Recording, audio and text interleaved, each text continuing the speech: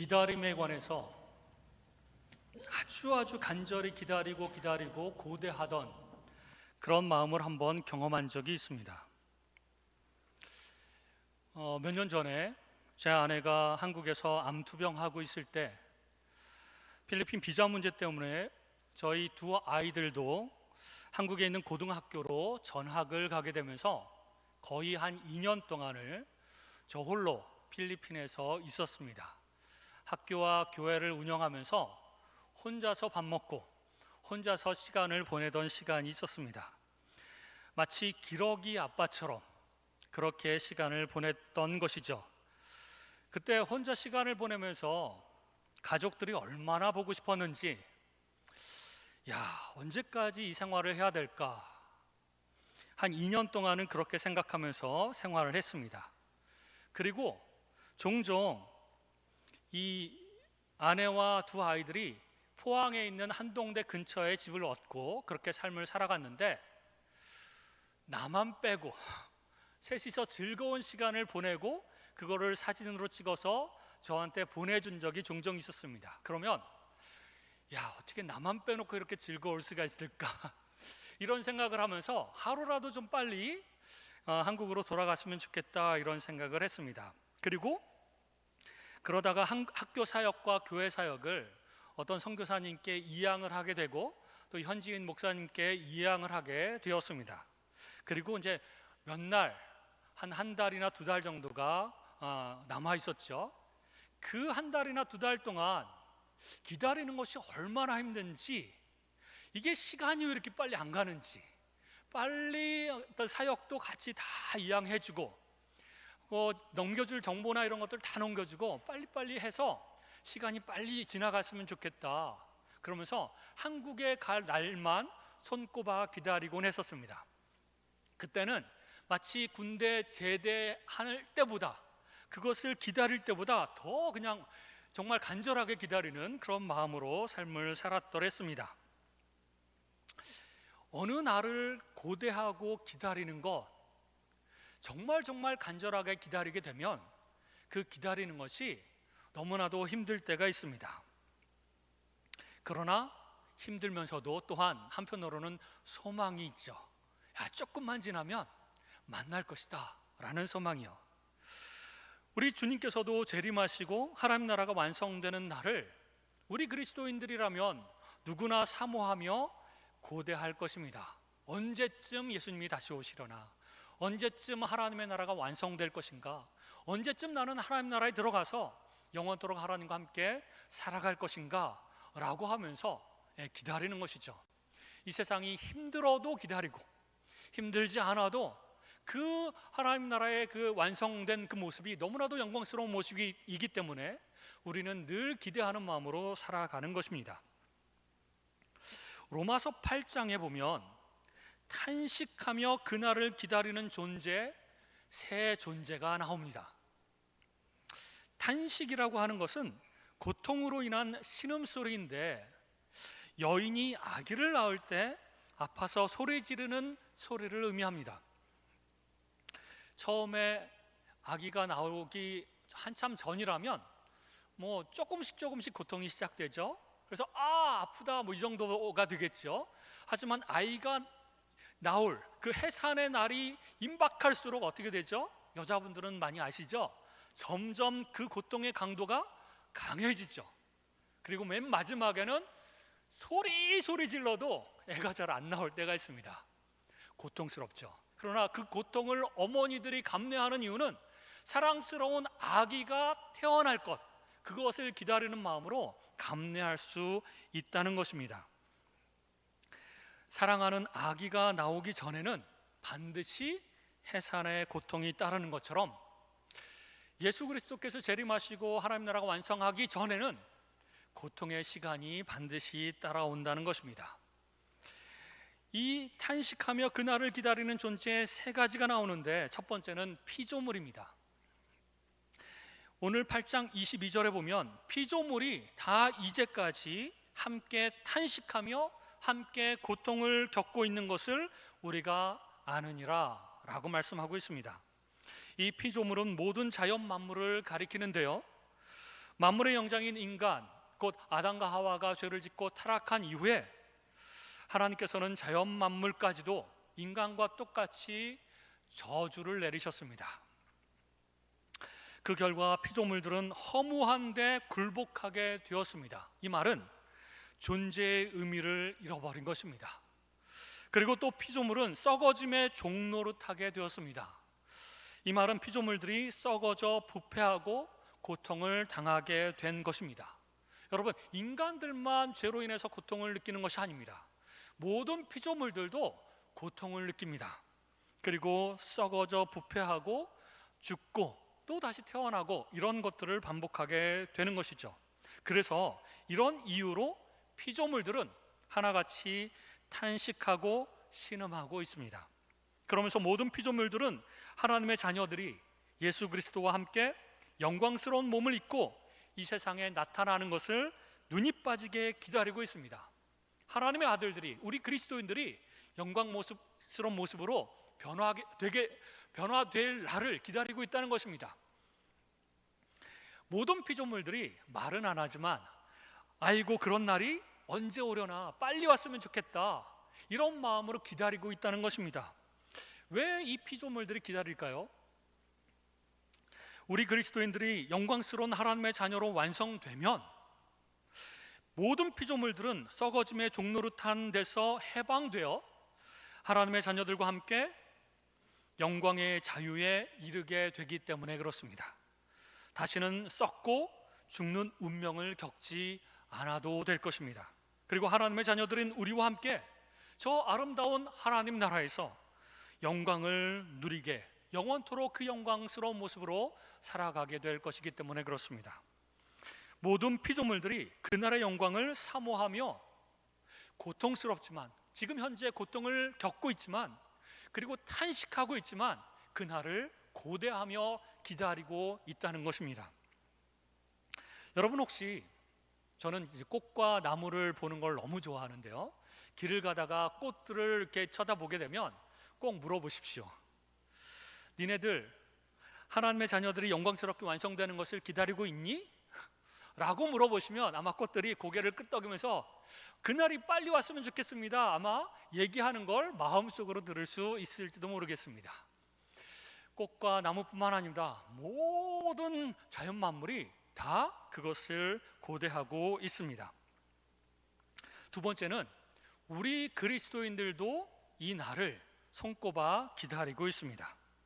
23절에 보면 그뿐 아니라 또한 우리 곧 성령의 처음 익은 열매를 받은 우리까지도 속으로 탄식하여, 여기도 탄식이라고 하는 단어가 나오죠. 속으로 탄식하여 양자 될 것, 곧 우리 몸의 속량을 기다리느니라 라고 말씀하고 있습니다. 우리 그리스도인들도 고통을 느끼면서 탄식하고는 있지만 양자 될 것과, 하나님의 양자 될 것과 몸의 속량을 기다리고 있습니다. 주님이 재림하시는 날 하나님께서는 우리의 몸을 새 것으로 바꾸실 것입니다. 영원히 살게 될 새 몸을 입고 우리는 다시 부활하게 될 것입니다. 이것이 몸의 속량인데, 신학적으로는 영광스럽게 변하는 영화를 뜻합니다. 우리는 영화롭게 변화될 것입니다. 그때가 오면 우리는 죄와 그 비참한 결과에서 완전히 자유하게 될 것입니다.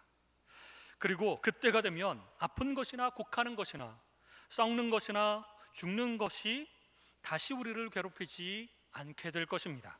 그때가 되면 예수님처럼 흠과 티가 없는 신령한 존재, 영광스러운 존재가 될 것입니다.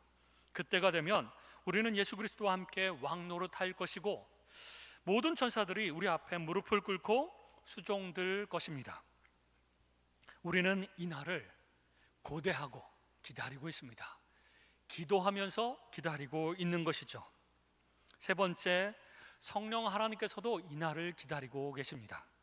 26절에 보면 이와 같이 성령도 우리의 연약함을 도우시나니, 우리는 마땅히 기도할 바를 알지 못하나 오직 성령이 말할 수 없는 탄식으로, 여기도 탄식이라고 하는 단어가 나오죠. 성령이 말할 수 없는 탄식으로 우리를 위하여 친히 기도하시느니라 라고 말씀하고 있습니다. 성령님은 상속자들인 우리에게 하나님께서 보내주신 가정교사입니다.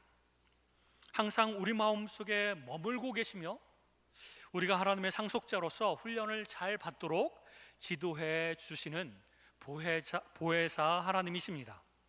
그분은 우리가 마땅히 기도할 바를 알지 못할 때에도 우리를 위해서 중보 기도해 주시는 분이십니다. 그래서 성령 하나님도 중보자이시고 예수님도 우리를 위해서 기도하시는 중보자이십니다. 우리는 중보자 두 분을 가지고 있는 것이죠. 성령 하나님께서 우리를 위해서 중보 기도하실 때에 말로 표현할 수 없는 탄식으로 하십니다. 이 말은 우리 마음속에서 우리 대신 우리를 위하여 하나님 앞에 기도할 때에 애통해하며 기도하신다는 것입니다. 무엇을 위해서요? 우리가 하나님의 상속자로서 이 현실 속에서 고통을 당하며 살아갈 때에 이 고통의 시간을 잘 견딜 수 있도록 기도해 주십니다. 또 우리가 죄를 끊어낼 수 있도록 성령 하나님께서 탄식하며 기도해 주십니다. 애통해하며 기도해 주십니다. 그리고 우리가 성화를 잘 이루어갈 수 있도록 위해서 기도해 주신다는 것입니다.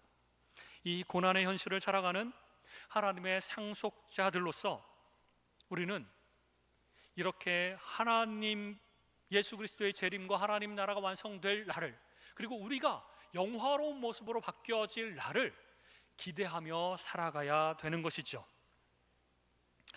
그렇게 현실을 살아가며 상속자로서 살아갈 때에 우리가 가져야 할 삶의 태도 세 가지가 있습니다. 첫 번째는 신분의식을 가져야 됩니다. 우리가 이렇게 생각하면서 날마다 살아가야 되는 것이죠. 나는 하나님의 상속자이며 그리스도와 함께 상속자가 되었다. 오늘 본문 17절에 보면 자녀이면 또한 상속자, 곧 하나님의 상속자요 그리스도와 함께 한 상속자니 우리가 그와 함께 영광을 받기 위하여 고난도 함께 받아야 할 것이니라 라고 말씀하고 있습니다. 우리는 상속자입니다. 예수 그리스도도 상속자이시지만 우리도 그분과 함께 상속자가 되었습니다. 하나님의 자녀가 된 것도 너무나도 감사한데, 자녀로서 하나님 나라에서 살아가게 되는 것도 감사한데, 하나님의 나라를 유업으로 받는 상속자가 되었다는 겁니다. 상속자로 삼아 주신다는 겁니다.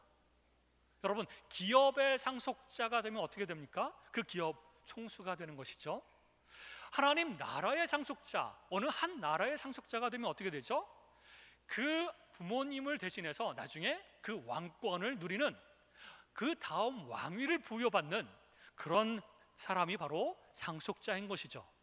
하나님께서 우리와 함께 전 우주를 다스리기 원하신다는 것입니다. 그게 바로 우리를 상속자 삼아 주셨다는 의미입니다.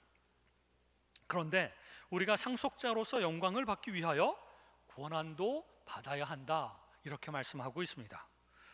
왜 그럴까요? 좋은 상속자가 되기 위하여 우리는 우리의 고난 속에서 강한 훈련이 필요합니다.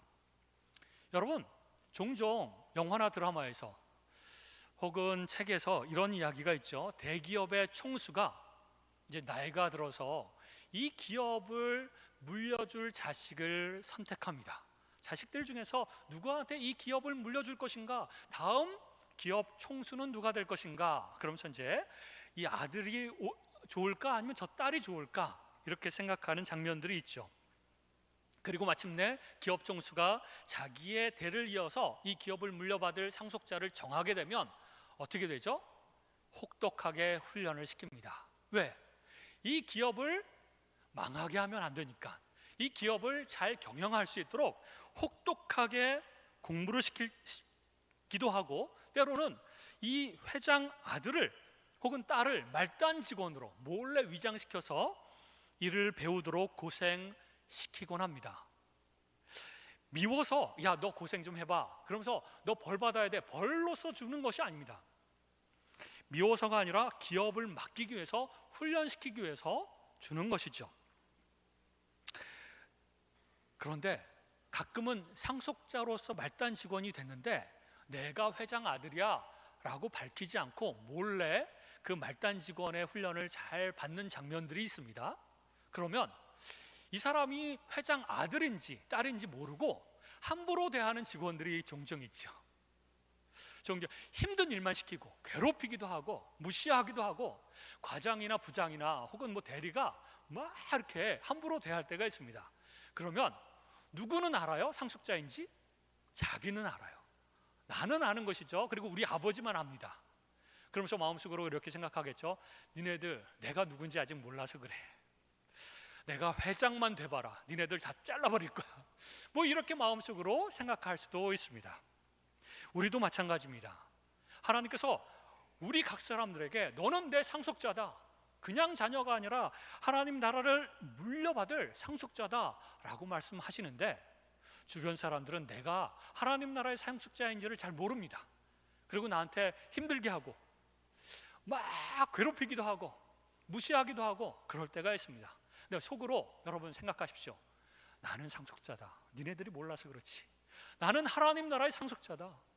그래서 나중에 하나님 나라에 가면 하나님과 함께 그리스도와 함께 이 우주를 다스리게 될 것이다. 그때 가서 두고 보자. 여러분, 이렇게 나는 하나님 나라의 상속자다, 하나님의 상속자다, 이렇게 신분의식을 가져야 되는 것이죠. 이런 태도로 힘들지만 이 세상에서 당당하게 살아가야 되는 것입니다. 두 번째 우리가 가져야 될 태도는 지금의 고난과 미래의 영광을 비교하며 살아야 되는 것입니다. 우리에게도 현재의 고난은 훈련입니다. 그러나 현재의 고난은 짧습니다. 아주 짧습니다. 영원한 하나님 나라에 비하면 현재의 고난은 너무나도 짧은 것이죠. 그리고 현재의 고난은 미래에 받을 영광에 비해서 너무나도 작습니다.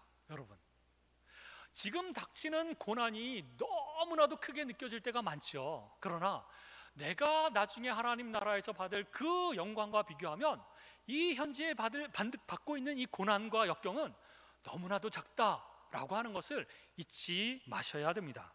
오늘 본문 18절에 보면 생각하건대 현재의 고난은 장차 우리에게 나타날 영광과 비교할 수 없도다. 비교할 수 없이 작다는 것이죠.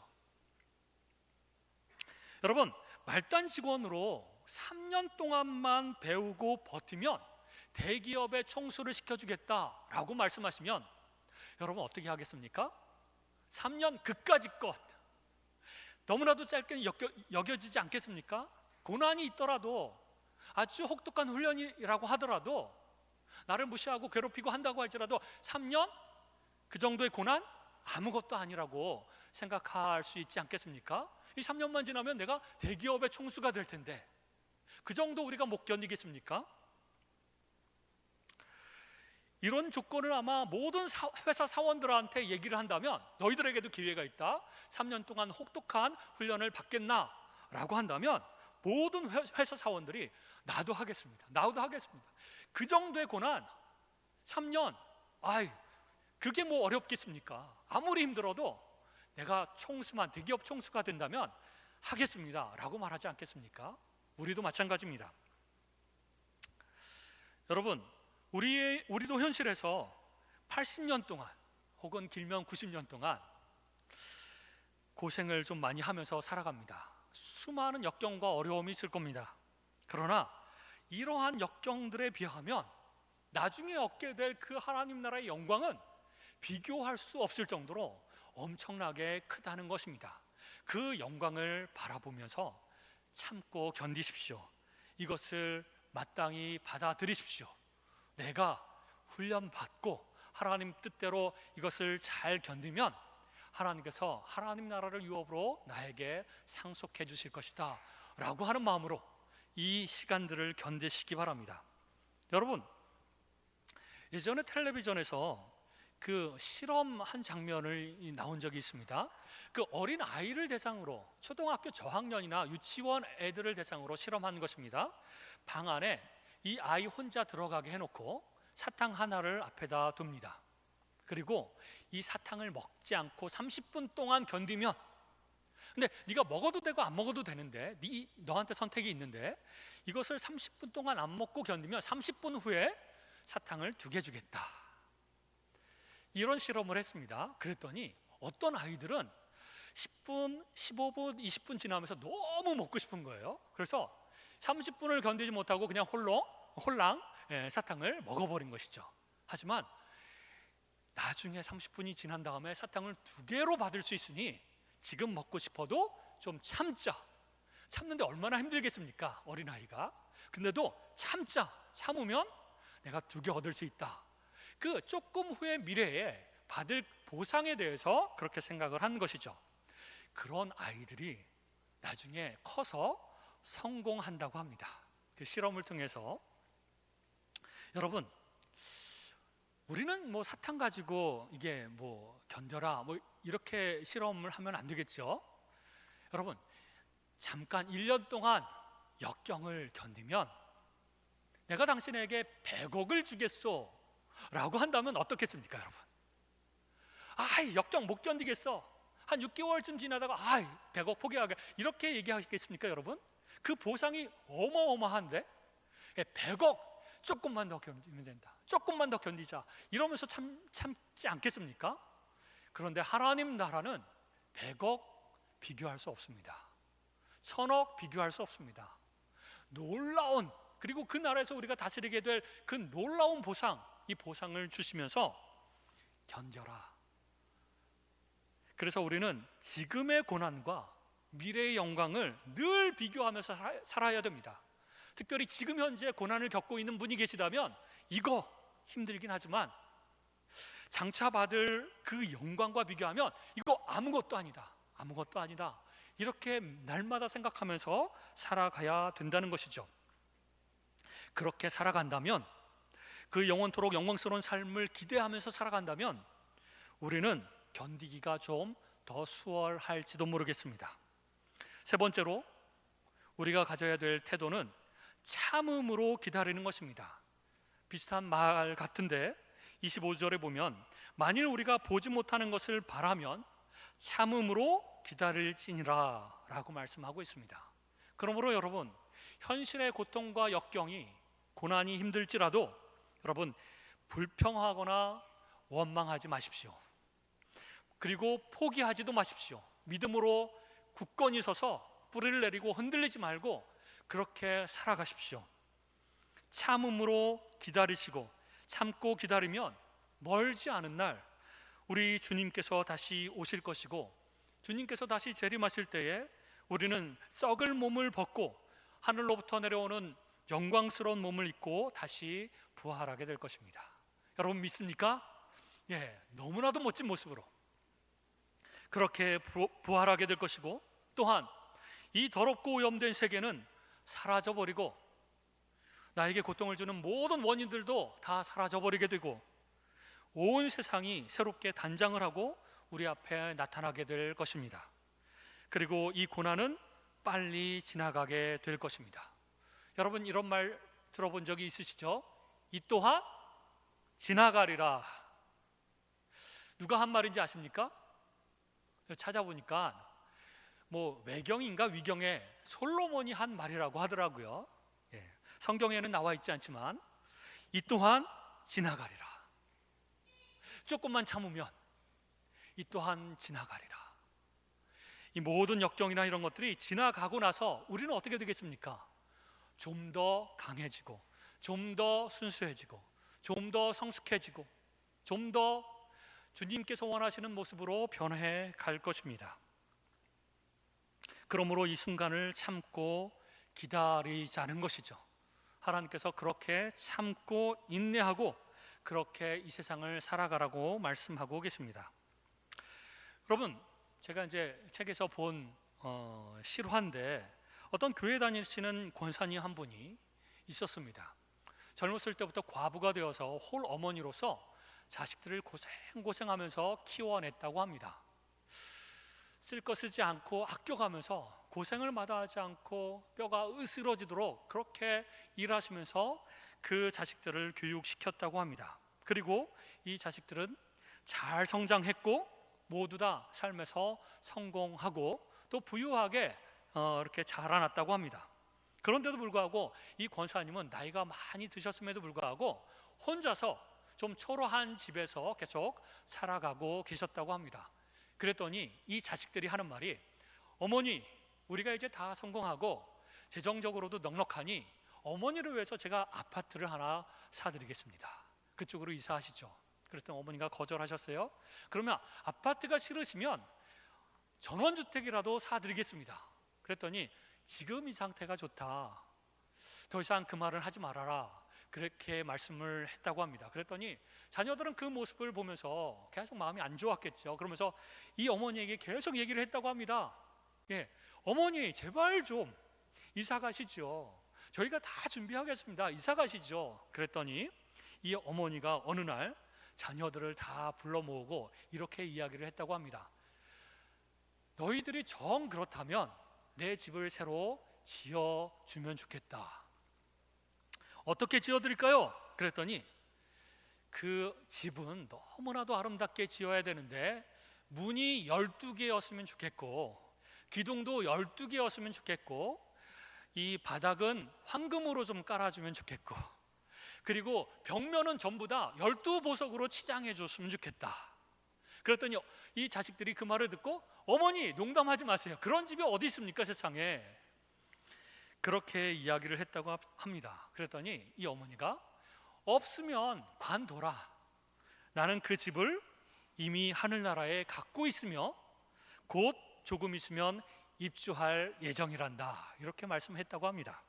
여러분, 이 권사님이 소박한 삶 속에서도 초라하게 사는 것처럼 보일지 몰라도 위축되지 않고 당당하게 삶을 살아갈 수 있었던 이유는 저 빛나고 영광스러운 상속에 대한 소망이 있으셨기 때문에 그렇습니다. 나는 상속받을 것인데 의리한 집만이 아니죠. 하나님께서 우리에게 주신 그 권력, 다스릴 권한, 이 힘과 능력은 우리가 상상도 할 수 없는 그런 힘이라는 것입니다. 우리 모습 전체도 영광스럽게 변화될 뿐만 아니라 우리가 누리게 될 수없이 많은 그런 권리들도 놀라울 정도로, 상상할 수 없을 정도로 하늘나라에 지금 준비되고 있다는 것입니다. 그러므로 이 땅에서 좀 고난이 와도, 좀 수치스러운 일을 당해도, 억울한 일을 당해도, 그리고 다른 사람들이 보기에 초라해 보여도, 그리고 하나님의 훈련이 너무나도 혹독해도 위축되지 마십시오. 그리고 낭망하지 마십시오. 그리고 하나님 앞에 불평하거나 원망하지 마십시오. 하나님께서는 우리를 위해서 너무나도 멋진 영광스러운 어떤 삶을 준비하고 계시는 것입니다. 그러므로 예수님과 함께 상속자로서 예수님과 함께 영광을 받기 위하여 고난도 견디며 기꺼이 훈련받기를 소망하는 저와 여러분이 되시기를 주님의 이름으로 축원합니다. 기도하겠습니다.